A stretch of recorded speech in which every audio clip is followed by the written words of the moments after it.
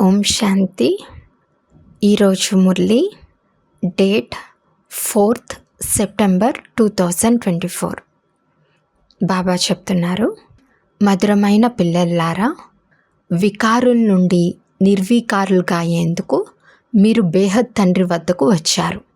అందువలన మీలో ఏ భూతము ఉండరాదు.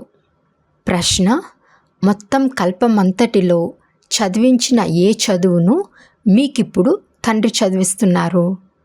జవాబు: కొత్త రాజధానిని స్థాపన చేసే చదువును, మనుషులకు రాజ్య పదవినిచ్చే చదువును ఈ సమయంలో సుప్రీం తండ్రియే చదివిస్తారు. ఈ కొత్త చదువును కల్పమంతటిలో ఎప్పుడూ చదివించరు. ఈ చదువు ద్వారానే సత్యుగ రాజధాని స్థాపన జరుగుతోంది. ఓం శాంతి.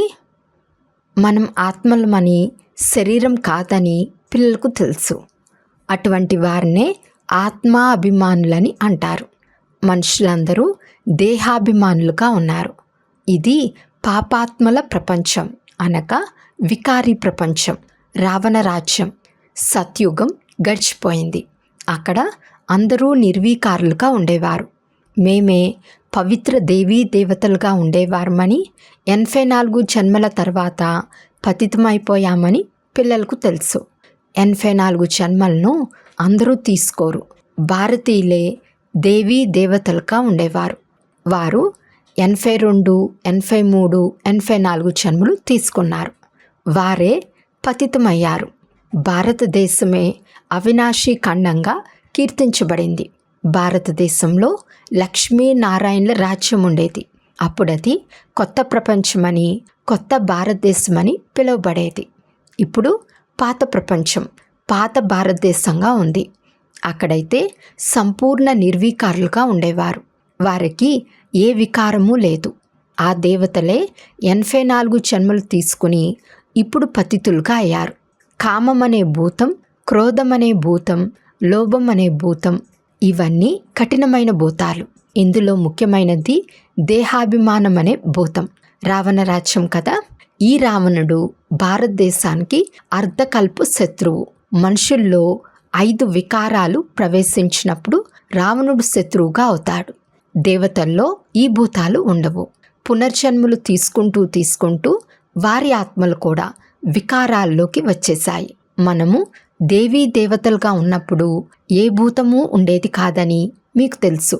సత్యత్రేతాయుగాలను రామరాజ్యమని, ద్వాపర కలియుగాలను రావణ రాజ్యమని అంటారు. ఇక్కడ ప్రతి ఒక్క నరనారీలో పంచవికారాలు ఉన్నాయి.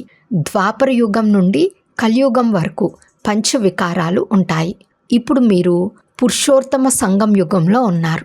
వికారుల నుండి నిర్వీకారులుగా అయ్యేందుకు బేహద్ తండ్రి వద్దకు వచ్చారు. నిర్వీకారులైన తర్వాత ఏ వికారానికి వశమైనా మీ ముఖాన్ని నల్లగా చేసుకున్నారని, ఇప్పుడిక తెల్లగా అవటం కష్టమని బాబా రాస్తారు. అది 5 అంతస్తుల నుండి పడిపోయినట్లే ఎముకలు విరిగిపోతాయి. గీతలో కూడా భగవాను వాచ, కామం మహాశత్రు. భారతదేశపు వాస్తవిక ధర్మశాస్త్రం ఒక్క గీతయే. ప్రతి ఒక్క ధర్మానికి ఒక్క శాస్త్రమే ఉంది. భారతీయులకైతే చాలా శాస్త్రాలున్నాయి. దీన్ని భక్తి అని అంటారు. కొత్త ప్రపంచం సతోప్రధానమైన బంగారు యుగం. అక్కడ యుద్ధాలు మొదలైనవేవి ఉండవు. దీర్ఘాయువు గలవారిగా, నిరంతరం ఆరోగ్యవంతులుగా, ఐశ్వర్యవంతులుగా ఉండేవారు. దేవతలమైన మనం చాలా సుఖంగా ఉండేవారమని మీకు గుర్తుకొచ్చింది. అక్కడ అకాల మృత్యు ఉండదు. మృత్యువు భయం ఉండదు. అక్కడ ఆరోగ్యం, ఐశ్వర్యం, సంతోషం అన్నీ ఉంటాయి. నరకంలో సంతోషం ఉండదు. శరీరానికి ఏదో ఒక రోగం వస్తూనే ఉంటుంది. ఇది అత్యంత దుఃఖపూరిత ప్రపంచం. అది అపారమైన సుఖాల ప్రపంచం. బేహద్ తండ్రి దుఃఖ ప్రపంచంను రచించారు. తండ్రి సుఖ ప్రపంచంను రచించారు. రావణ రాజ్యం వచ్చిన తర్వాత రావణుని ద్వారా దుఃఖం, అశాంతి లభించింది. సత్యుగం సుఖధామం, కలియుగం దుఃఖధామం. వికారంలో వెళ్ళటం అనగా ఒకరిపై ఒకరు కామఖడ్గంను ఉపయోగించటం. ఇది భగవంతుని రచనే కదా అని మనుషులు అంటారు. కానీ కాదు. భగవంతుని రచన కాదు, ఇది రావణుని రచన. భగవంతుడు స్వర్గాన్ని రచించారు. అక్కడ కామ వికారం ఉండదు. సుఖ దుఃఖాలను భగవంతుడే ఇస్తాడని కాదు. అరే, భగవంతుడు అనంతమైన తండ్రి. పిల్లలకు దుఃఖంను ఎలా ఇస్తారు? నేను సుఖ వారసత్వంను ఇస్తాను. అర్ధకల్పం తర్వాత రావణుడు శాపం ఇస్తాడని తండ్రి చెప్తారు. సత్యుగంలో చాలా సుఖంగా సంపన్నంగా ఉండేవారు. ఒక్క సోమనాథ మందిరంలోనే ఎన్ని వజ్ర వైడూర్యాలు ఉండేవి. భారతదేశం ఎంత సంపన్నంగా ఉండేది. ఇప్పుడు దివాలా తీసింది. సత్యుగంలో 100% సంపన్నంగా, కలియుగంలో 100% దివాలాగా ఉంటారు. ఇది తయారు చేయబడిన డ్రామా. ఇప్పుడు ఇది ఇనుపయుగం. తుప్పు పడుతూ పడుతూ పూర్తిగా తమో ప్రధానమైపోయింది. ఎంత దుఃఖముంది. ఈ విమానాలు మొదలైనవి కూడా ఈ 100 సంవత్సరాల లోపే తయారయ్యాయి. దీనిని మాయ ఆడంబరం అని అంటారు. సైన్స్ స్వర్గంను తయారు చేసిందని భావిస్తారు. కానీ ఇది రావణుని స్వర్గం. కలియుగంలో మాయ ఆడంబరం చూసి మీ వద్దకు చాలా కష్టంగా వస్తారు. మా దగ్గర మహల్లు, మోటార్లు మొదలైనవి ఉన్నాయని భావిస్తారు. లక్ష్మీనారాయణల రాజ్యం ఉన్నప్పుడు సత్యుగంను స్వర్గం అని అంటారని తండ్రి చెప్తున్నారు. ఇప్పుడు ఈ లక్ష్మీనారాయణల రాజ్యం లేదు. ఇప్పుడు ఇది కలియుగం. దీని తర్వాత వీరి రాజ్యం వస్తుంది. మొదట భారతదేశం చాలా చిన్నదిగా ఉండేది. కొత్త ప్రపంచంలో 9 లక్షల మంది దేవతలు మాత్రమే ఉండేవారు. తర్వాత వృద్ధి చెందుతూ ఉంటారు. మొత్తం సృష్టి అంతా వృద్ధి చెందుతూ ఉంటుంది కదా. మొట్టమొదట కేవలం దేవీ దేవతలు మాత్రమే ఉండేవారు. కావున బేహద్ తండ్రి కూర్చుని ప్రపంచ చరిత్ర భూగోళాలను అర్థం చేయిస్తారు. తండ్రి తప్ప మరెవ్వరూ తెలపలేరు. వారిని నాలెడ్జ్ఫుల్ గాడ్ ఫాదర్ అని అంటారు. వారు సర్వాత్మలకు తండ్రి. ఆత్మలందరూ పరస్పరంలో సోదరులు, తర్వాత సోదర సోదరీలుగా అవుతారు. మీరందరూ ప్రజాపిత బ్రహ్మకు దత్తు పిల్లలు. ఆత్మలందరూ వారి సంతానమే. వారిని పరంపిత అని అంటారు.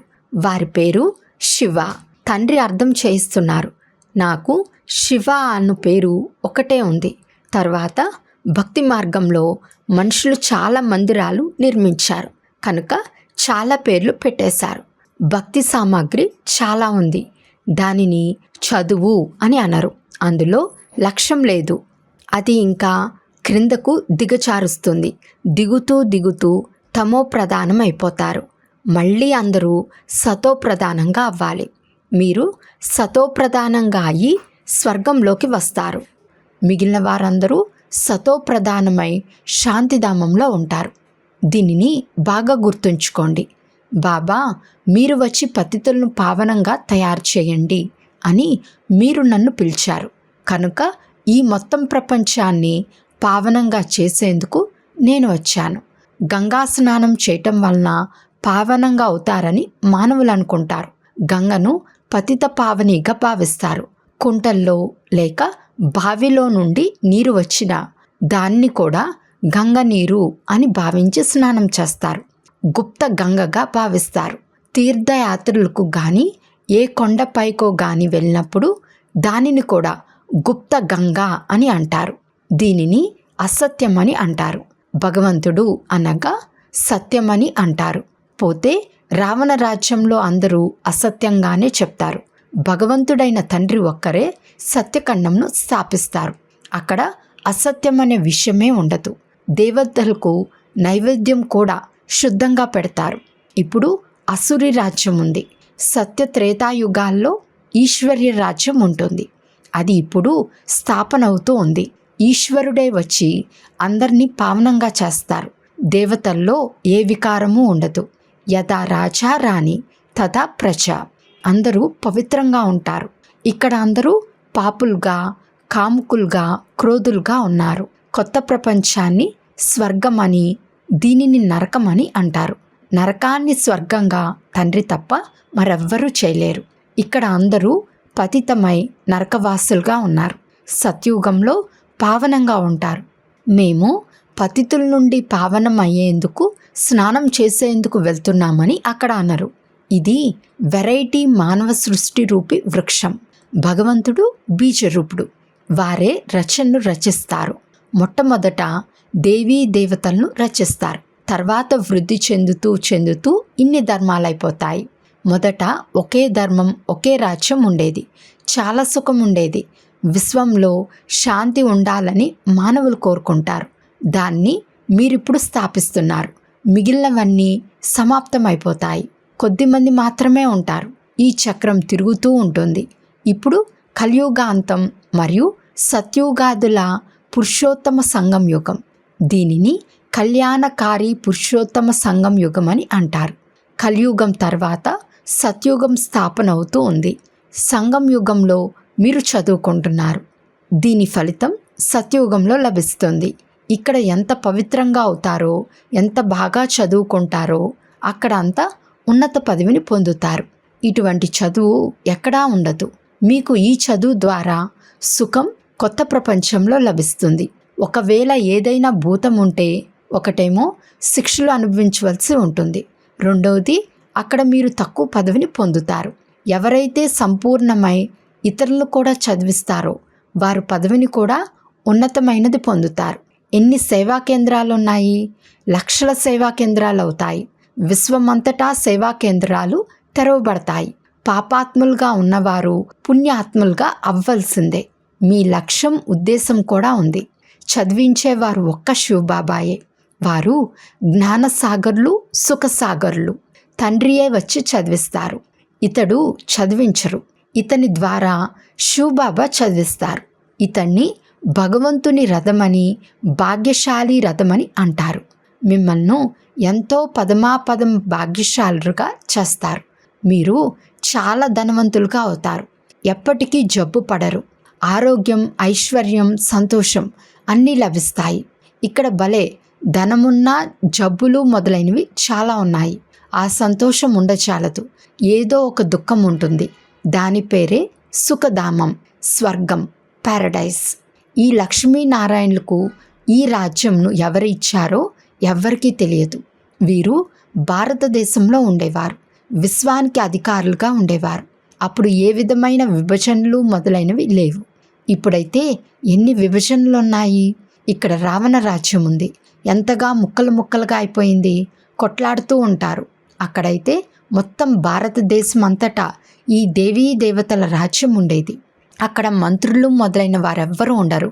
ఇక్కడైతే ఎంతమంది మంత్రులు ఉన్నారో చూడండి. ఎందుకంటే తెలివిహీనులుగా ఉన్నారు. మంత్రులు కూడా అదే విధంగా తమోప్రధానమై పతితంగా ఉన్నారు. పతితులతో పతితులు చేరి చెయ్యా కలిపి పొడవైన చెయ్యి అయినట్లు నిరుపేదలుగా అవుతూ ఉంటారు. అప్పు కూడా తీసుకుంటూ ఉంటారు. సత్యుగంలో అయితే ధాన్యము, ఫలాలు మొదలైనవన్నీ చాలా రుచికరంగా ఉంటాయి. మీరు అక్కడికి వెళ్ళి అన్నీ అనుభవం చేసి వస్తారు. సూక్ష్మవతనంలోకి వెళ్తారు. స్వర్గంలోకి కూడా వెళ్తారు. సృష్టి చక్రం ఎలా తిరుగుతుందో తండ్రి చెప్తారు. భారతదేశంలో మొట్టమొదట దేవీ దేవతా ధర్మం ఒక్కటే ఉండేది. మరే ధర్మము ఉండేది కాదు. తర్వాత ద్వాపర యుగం నుండి రావణ రాజ్యం ప్రారంభమవుతుంది. ఇప్పుడు ఇది వికారి ప్రపంచం. తర్వాత మీరు పవిత్రంగా అయ్యి నిర్వీకారి దేవతలుగా అవుతారు. ఇది పాఠశాల. భగవాను వాచ, నేను పిల్లలైన మీకు రాజయోగంను నేర్పిస్తాను. భవిష్యత్తులో మీరు ఇలా లక్ష్మీనారాయణులుగా అవుతారు. రాజ్యంను పొందే చదువు మరెక్కడా లభించదు. తండ్రియే చదివించి కొత్త ప్రపంచ రాజధానిని ఇస్తారు. సుప్రీం ఫాదర్, టీచర్, సద్గురు శివబాబా ఒక్కరే. తండ్రి అనగా తప్పకుండా వారసత్వం లభించాలి. భగవంతుడు తప్పకుండా స్వర్గ వారసత్వంను ఇస్తారు. రావణుని ప్రతి సంవత్సరం తగలపెడతారు. ఇతడు భారతదేశానికి నెంబర్ 1 శత్రు. రావణుడు ఎలాంటి అసురులుగా చేసేశాడు. ఇతని రాజ్యం 2500 సంవత్సరాలు ఉంటుంది. నేను మిమ్మల్ని సుఖధామానికి అధికారులుగా చేస్తానని తండ్రి చెప్తారు. రావణుడు మిమ్మల్ని దుఃఖధామంలోకి తీసుకెళ్తాడు. మీ ఆయువు కూడా తగ్గిపోతుంది. అకస్మాత్తుగా అకాల మృత్యు సంభవిస్తుంది. అనేక జబ్బులు వస్తూ ఉంటాయి. అక్కడ ఎలాంటి విషయాలేవీ ఉండవు. దాని పేరే స్వర్గం. ఇప్పుడు మిమ్మల్ని హిందువులని చెప్పుకుంటున్నారు. ఎందుకంటే పతితులుగా ఉన్నారు. కావున దేవతలని చెప్పుకునే యోగ్యత లేదు. తండ్రి ఈ రథం ద్వారా కూర్చుని అర్థం చేయిస్తారు. ఇతని ప్రక్కనే బ్రుకుటి మధ్యలో వచ్చి కూర్చుని మిమ్మల్ని చదివిస్తారు. ఇతడు కూడా చదువుకుంటాడు. మనమందరము విద్యార్థులము. తండ్రి ఒక్కరే టీచర్. ఇప్పుడు తండ్రి చదివిస్తున్నారు. మళ్ళీ 5000 సంవత్సరాల తర్వాత వచ్చి చదివిస్తారు. ఈ జ్ఞానము, ఈ చదువు మళ్ళీ అదృశ్యమైపోతుంది. చదువుకొని మీరు దేవతలుగా అయినప్పుడు 2500 సంవత్సరాలు సుఖవారసత్వం తీసుకుంటారు. తర్వాత దుఃఖం ఉంటుంది. అది రావణుని శాపం. ఇప్పుడు భారతదేశం చాలా దుఃఖపూరితమైపోయింది. ఇది దుఃఖధామం. పతిత పావన రండి, వచ్చి పావనంగా చేయండి అని అంటారు కదా. ఇప్పుడు మీలో ఏ వికారము ఉండరాదు. కానీ అర్ధకల్పం నుండి ఉన్న జబ్బులన్నీ అంత త్వరగా నయం కావు. ఆ చదువులో కూడా బాగా చదివిన వారు ఫెయిల్ అవుతారు. గౌరవపూర్వకంగా పాస్ అయిన వారు స్కాలర్షిప్ తీసుకుంటారు. అలా ఇక్కడ కూడా సంపూర్ణ పవిత్రంగా అయ్యి ఇతరులు కూడా తయారు చేసేవారు ఈ బహుమతిని తీసుకుంటారు. అష్టరత్నాల మాల ఉంటుంది. వారు గౌరవపూర్వకంగా పాస్ అయ్యేవారు. తర్వాత 108 మాల కూడా ఉంటుంది. ఆ మాల కూడా స్మరించబడుతుంది. దీని రహస్యం మానవులకు అర్థం కాదు. మాలలో పైన పుష్పం ఉంది. తర్వాత జంట పూస ఉంటుంది. స్త్రీ పురుషులు ఇరువురు పవిత్రంగా అవుతారు. మీరు పవిత్రంగా ఉండేవారు కదా. మీరు స్వర్గవాసులని పిలువబడేవారు. ఈ ఆత్మయే పునర్జన్మలు తీసుకుంటూ ఇప్పుడు పతితమైపోయింది. మళ్ళీ ఇప్పుడు పావనమై పావన ప్రపంచంలోకి వెళ్తుంది. ప్రపంచ చరిత్ర భూగోళము పునరావృతం అవుతుంది కదా. వికారీ రాజులు నిర్వీకారులైన రాజులకు మందిరాలు మొదలైనవి నిర్మించి వారిని పూజిస్తారు. పూజలుగా ఉన్నవారే మళ్ళీ పూజారులుగా అవుతారు. వికారులుగా అయినందున ఆ ప్రకాశ కిరీటం కూడా ఉండదు. ఇది తయారు చేయబడిన ఆట. ఇది బేహద్ అద్భుతమైన డ్రామా. మొదట ఒకే ధర్మం ఉంటుంది. దీనిని రామరాజ్యం అని అంటారు. తర్వాత వేరు వేరు ధర్మాల వారు వస్తారు. ఈ సృష్టి చక్రం ఎలా తిరుగుతూ ఉందో తండ్రి ఒక్కరు మాత్రమే అర్థం చేయించగలరు. భగవంతుడు ఒక్కరే. అచ్చా, మధురాతి మధురమైన అపురూపమైన పిల్లలకు మాతాపిత బాప్దాదాల ప్రియ స్మృతులు మరియు గుడ్ మార్నింగ్. ఆత్మీక పిల్లలకు ఆత్మీక తండ్రి నమస్తే. ఆత్మీక తండ్రికి ఆత్మీక పిల్లల యొక్క ప్రియ స్మృతులు మరియు నమస్తే నమస్తే నమస్తే. ధారణ కొరకు ముఖ్య సారం. ఫస్ట్ పాయింట్, స్వయం భగవంతుడే టీచర్గా అయ్యి చదివిస్తున్నారు. కావున చాలా బాగా చదువుకోవాలి.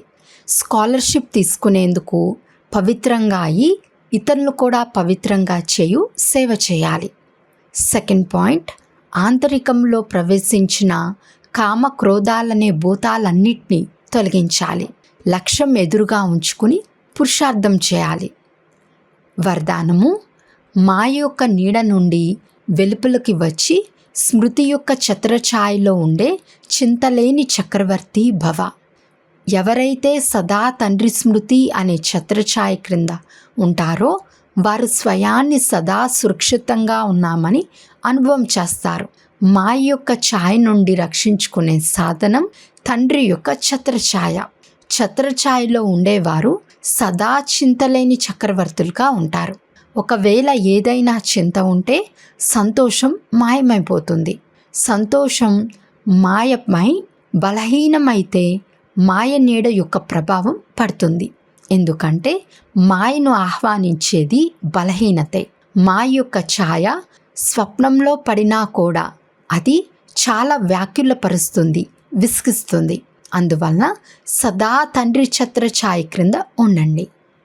స్లోగన్, తెలివి అనే స్క్రూ డ్రైవర్తో నిర్లక్ష్యం అనే స్క్రూను టైట్ చేసి సదా అలర్ట్గా ఉండండి. అచ్చా, ఓం శాంతి.